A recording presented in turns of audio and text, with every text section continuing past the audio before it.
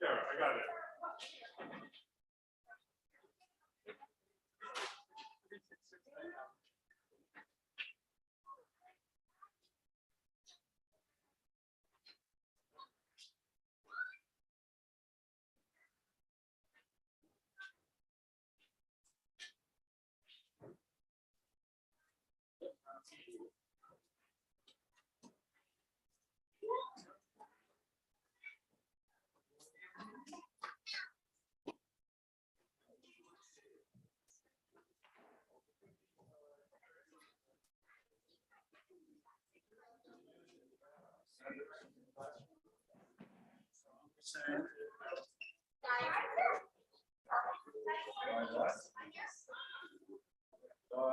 Because this is the candle of hope.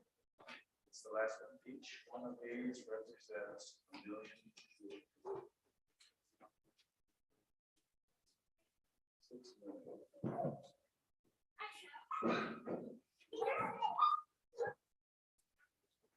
Candle of hope. Some people think about it as history. It's after the Holocaust.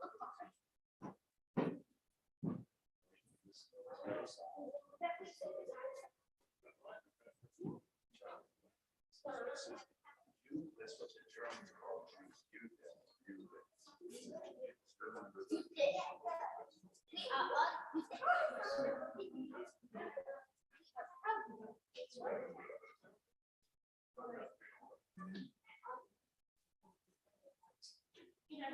in case the matches don't work, then you got back. We always have to be prepared. Then we're not gonna like them. That is 2 sticks and You guys do a color or the symbol?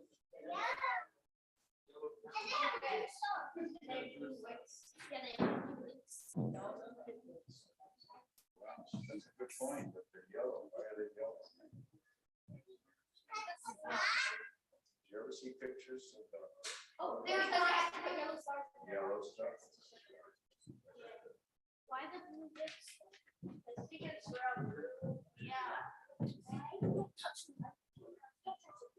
Blue, because the Holocaust makes us blue.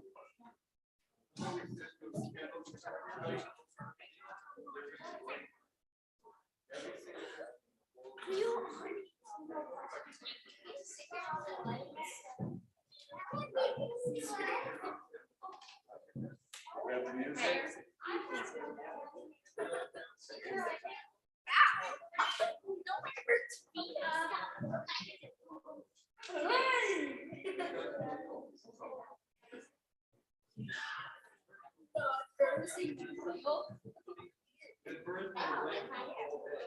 You know this by heart?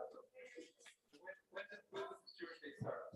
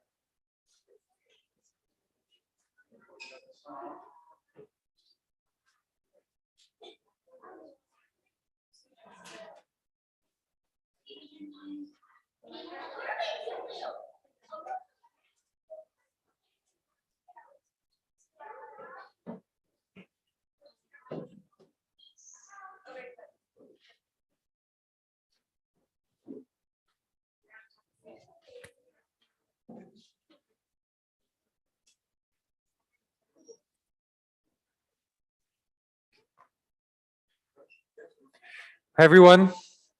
Nice to see you. Thank you for coming. Today is a very important day, Yom HaShoah, Holocaust Day. Now, most times we come together to do something Jewish. We're remembering something that's how old? 2,000 years old, 3,000 years old, 1,500 years old. But Holocaust Day, we're remembering something that's more than 75 years old. Now, that means that it's getting to be further away with every year. But it also means that among us, we have those who remember it firsthand or whose parents were part of it.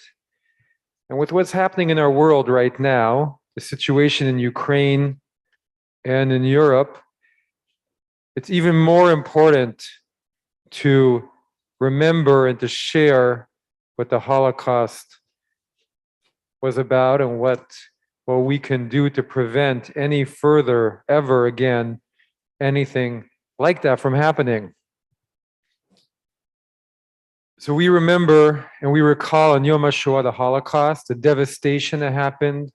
We remember the 6 million Jews who died in the Holocaust. You'll notice we're going to be lighting 6 candles, but there's one more candle. Now, those candles have been lit for decades by Jews to remember the Holocaust. The 6 million are the 6 candles for the 6 million, but there's one more candle. Now, that one more candle is partly to remind us that 6 million sounds like a big number. Is 6 million a big number? It's a huge number. We can't even think what that 6 million means. But the candle reminds us that every one of those 6 million people was one life, a whole life, an entire life. And we talk in Judaism that every life is a world. So it was like 6 million worlds were destroyed. And there was a whole civilization. Jews had been living in Eastern Europe for millennia, and it built up a whole way of life, a way of thinking. They had their language. And it was almost entirely destroyed in just a few years. So we remember, we recall. We're going to light the candles, and then after the candles, we're going to be hearing from 2 children of survivors, people you know very well. So we'll be hearing first from Mora, from teacher Janet and Mrs. Janet, and then we'll be hearing from Cantor Figa. They will be sharing with us stories about their parents. So I'm first going to light the 6 candles. I'm going to ask everyone to please rise.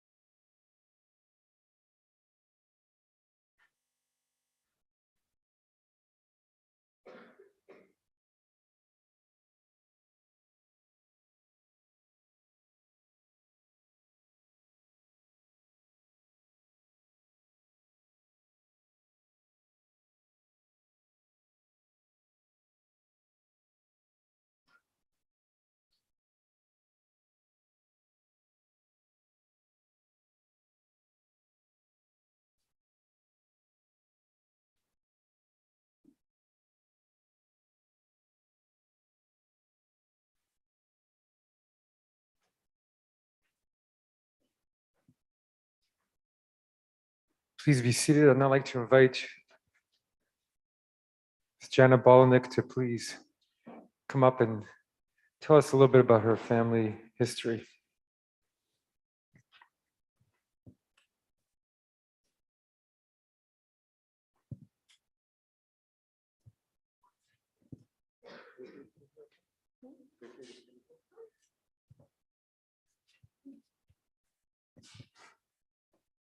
Hello, everyone.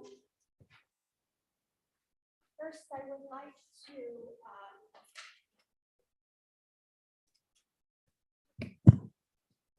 thank you. First, I would like to introduce my father's family. He was one of 13 kids. And these were the names. I just want to remember them today. Sulke, Asher, Shmilke, Menachem, Shmuel, Yankel, Hersh, Simcha, Noach. And the sisters were Surah, Chana, Shena, Bela Mendel. My father was one of 13 kids.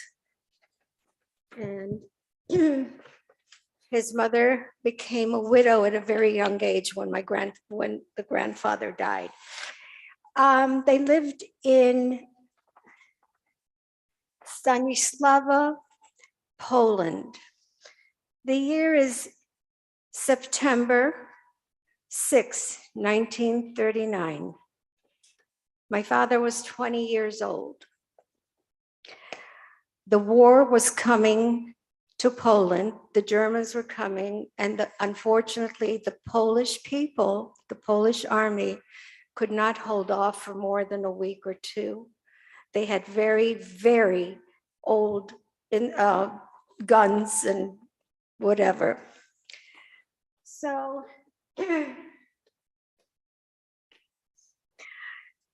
in September of 1938, my father was just 20. He was one of 13 children, 9 boys, 4 girls. His mother was a young widow with no man in the house. She took over her husband's leather factory, providing tops for shoes. In September, when the Nazis were about to march into Poland, my grandmother, Chaya, packed food for all the children, gave them some money, and warned them to run. The boys ran, but the girls refused to leave their mother. Being 20, my father joined the Polish army and was able to do so because he looked like a Shagets. He had blonde hair, blue eyes, and he spoke fluent Polish, which is something that not all the Jews in Poland spoke. No one knew that he was Jewish. That's a secret he kept to himself. Unfortunately, the Polish army had very little weapons, and they had to surrender to the Nazis. My father didn't waste any time and ran to join the Russians in their fight. While sitting around and eating, he said, and I quote, "I wouldn't feed this food to my dog." Hearing that, his superiors sent him to the Ural Mountains to work as a slave in a cave. Because there was hardly any food or opportunity to sleep, my father came down with dysentery and would have died had it not been for a female doctor taking pity on him, giving him tea to drink. After the war, my father was able to escape and went back to Poland to look for his siblings. He heard from a former neighbor that his youngest brother, Noach, who was hidden by a Polish neighbor who was paid by my grandmother, Chaya, gave up Noach for a kilo of sugar that the Nazis gave him. My parents never spoke about their experiences, but when my mother was dying, my father was a little weak, and I asked my father how he was able to survive. And he explained to me that prisoners slept hardly any room between one another. And they used to keep their bread ration behind their neck when they were sleeping, so that if anybody pulled the bread, they would wake up. Well, my father listened to the death rattle. When people are dying, they have a rattle. And when he heard that, he stole the bread. And that's how he managed to survive. And that's my story.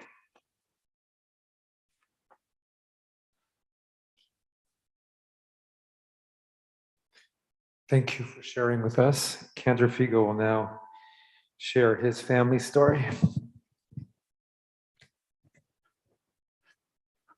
Well, that's one family, and I had another family, and think about millions of families. Both my parents grew up in Warsaw, Poland, the capital of Poland at the time. And the city was a population of 300,000 people, and 100,000 people in Warsaw, Poland were Jewish. Imagine that. The war started. My father was 20 years old. My mom was about 13 years old.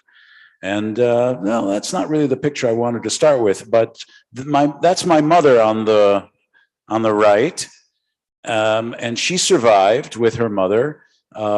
And next to her is her brother, who did not survive. But I'll get to that later. So my father remembers the day that the Germans attacked Poland and dropped bombs on the city. Imagine being in Chicago, downtown Chicago, and bombs are falling out of the sky from airplanes and blowing up buildings. I think you can imagine it, and it's something horrible is happening in Europe now, in Ukraine. You probably have heard of Ukraine. So there's my father, second from the left. He is surrounded on the outside by his mother and father. They're obviously the older ones. And next to him is his sister. And in a uniform, in a Polish uniform, just like Janet's father, he was in the Polish army. And this is before the war. This is a few years before the war. And then next to the soldier is another brother of my father's. I guess he was my uncle. His name was, I'm named after him. My Hebrew name is Shmuel. And the only survivor in this picture is my father.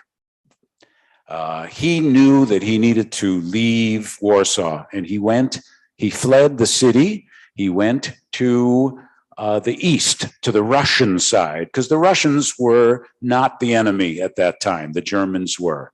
Let's see another picture. No, that's the end of the story. That's my parents after the war. They met at a displaced persons camp. Let me get back to my father. So he was 19 years old. The war started. He saw German troops marching through the city, and he knew that this was not a place for him to be. And so he fled and went to the east. And eventually the Germans pushed towards the east and took this little town that he was that he escaped to, but he couldn't quite escape because the Germans came there too, and they made him into a slave labor person. He was very good at mechanics, and so he helped the Germans with their jeeps and their tanks and so forth. And one time he got an order from the Germans to take a flatbed truck that had scaffolding around it, and they told him put canvas around the truck, making it to a closed truck instead of an open truck. And then the Germans ordered a group of Jews that they turned that town into a ghetto. And they told them to get on the truck, and they got into the truck, and this is the story my dad told me, that they were in this truck, a covered truck, and then a few minutes later, he heard machine guns going for a few minutes, rat-a-tat-tat-tat-tat-tat. And he knew what had happened. He knew that those people were being murdered. And that's when my dad decided, I've got to fight back. And he was communicating with the resistance fighters in that area. And on one occasion, he managed to escape, and he became, that's the group that he joined. That's the partisan group. And these were young men, some cases boys, and they fought the Germans, the Nazis. And my dad was very good at explosives, and he knew how to make bombs. And he put bombs on railway tracks. And he put the bomb. He got information from the superior army, and he knew that a train of German soldiers and supplies was going to go by on a train. So they went, and he put a bomb under the train, under the rail, so that when the weight of the train went on the rail, it would push down and it would detonate the bomb. So they planted the bomb, and then they went into the forest, and the train would come, and the train would blow up. And my dad would tell me that it was a glorious moment of victory. This is him after the war, and the buildings behind him are the Displaced Persons Camp. And there's a people, the Jews who had lost their families, were given an opportunity to find each other. In many cases, they didn't find each other. They didn't find anybody. But it was a time after the war for people to rebuild their lives. And they got help from charities, from the Hebrew Immigrant Society, which is still in existence, but they're helping other refugees now.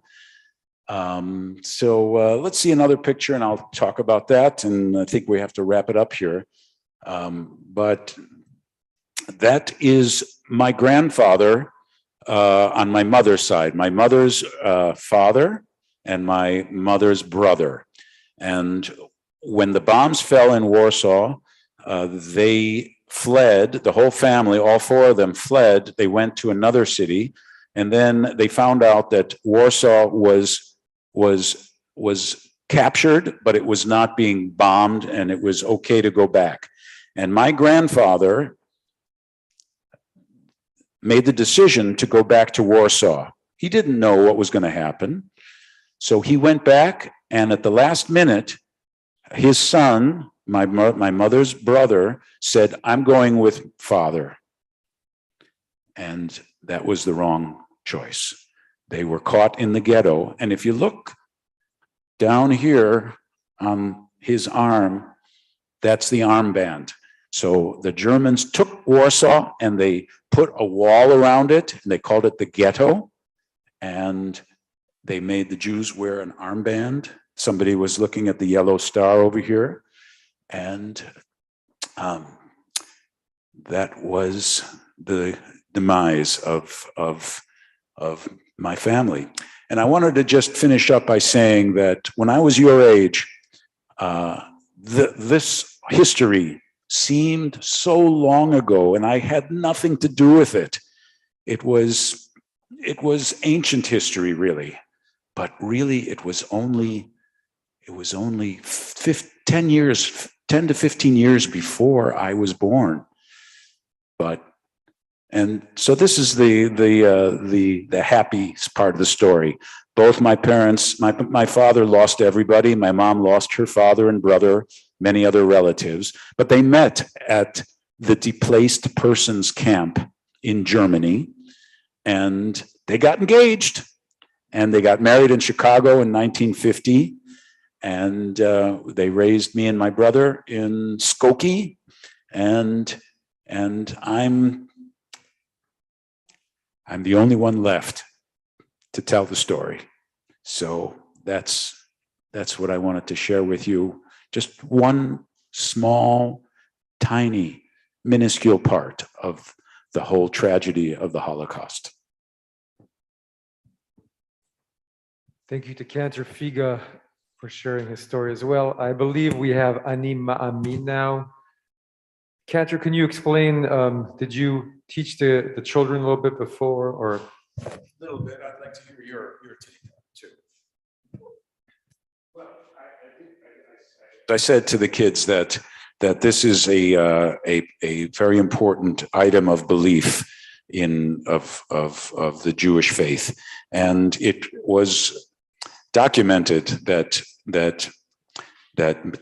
many Jews, knowing that they were going to be killed, in fact, when they were lined up to go into horrendous thing, the gas chamber, they sang this song in hopes that they would be saved, and in hopes that the Jewish people would be saved.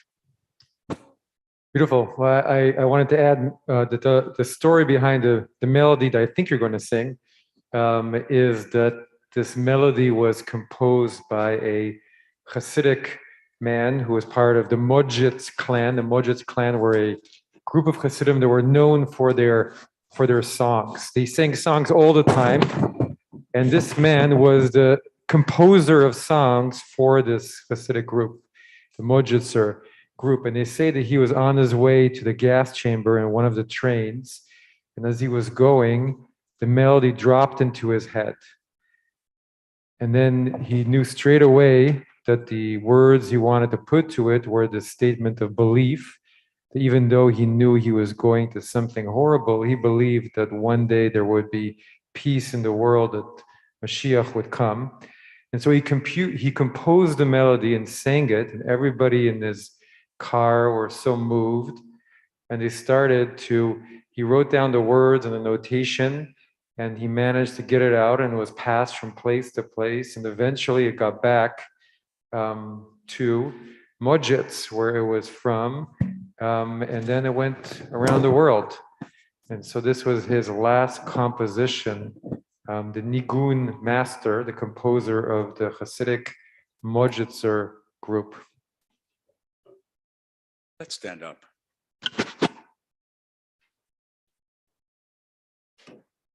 Ani Ma'amin, Ani Ma'amin, Ani Ma'amin,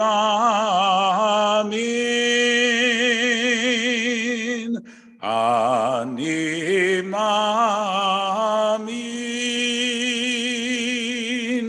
Be'emunah shelema,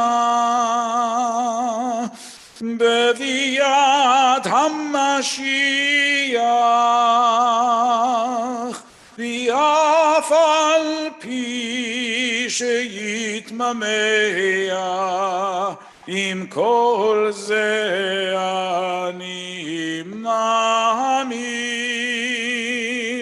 V'af al pi she'yitmamea, Im kol ze ani ma'amin. Ani ma'amin, ani ma'amin, ani ma'amin, ani ma'amin.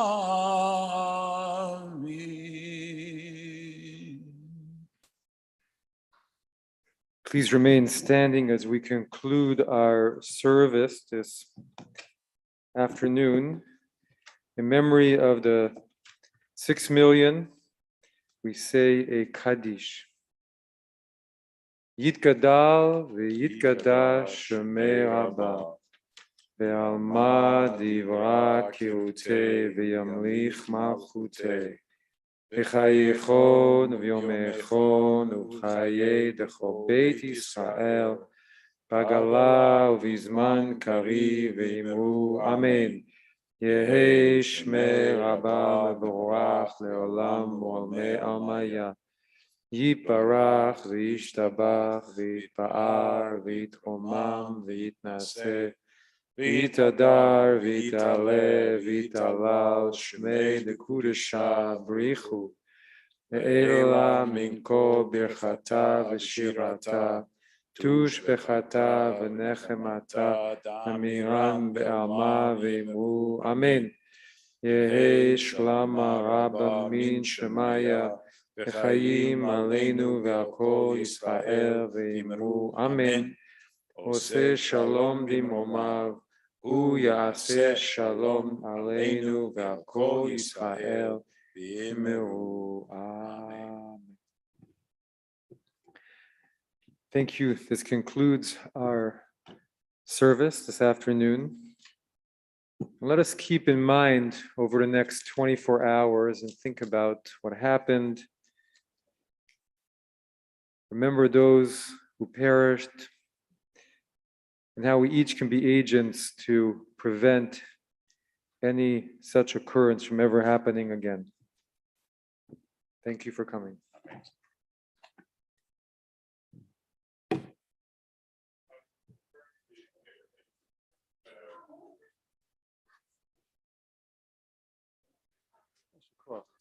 Beautiful.